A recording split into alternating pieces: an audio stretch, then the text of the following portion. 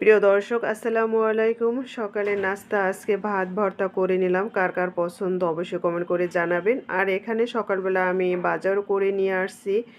এখানে কিছু সবজি পেঁপে, এই তো দেখুন পাকা পেঁপে আমি নিয়ে আসছি। আর এখানে কিছু হলুদ মরিচও নিয়ে আসছি। আর এই হলুদের গুঁড়ো করাবো, এর জন্য আমি 2 কেজি হলুদ নিয়ে আসছি। আর এই তো সবজি নিয়ে আসলাম। আর কিছু মাছ আমি আজকে কিনে নিয়ে আসছি। রুই মাছ, একেবারে তাজা একটি ফ্রেশ মাছ, ওরাই আমাকে কেটে দিয়েছে, আমি কেটে নিয়ে আসি বড় মাছ হলে।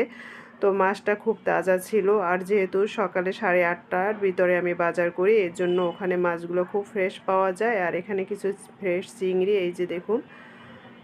তো এখন এই মাছগুলো আমি ধুয়ে ফ্রেশ করে তারপরে আমি প্রয়োজন করে রাখবো। আমি ফ্রিজে রাখি কিভাবে মাছ, সেগুলো আপনাদের সাথে আজকে শেয়ার করতে চাই। আমি একটা বক্সের ভিতরে পানি দিয়ে তারপরে এই মাছগুলো আমি বক্স ভরে ভরে রাখি। তো দীর্ঘদিন মাছের স্বাদ একেবারে একই রকম থাকে। এদিকে দুপুরে রান্নার জন্য আমি মুরগি কেটে নিচ্ছি। তো আজকে মুরগি রান্না করব।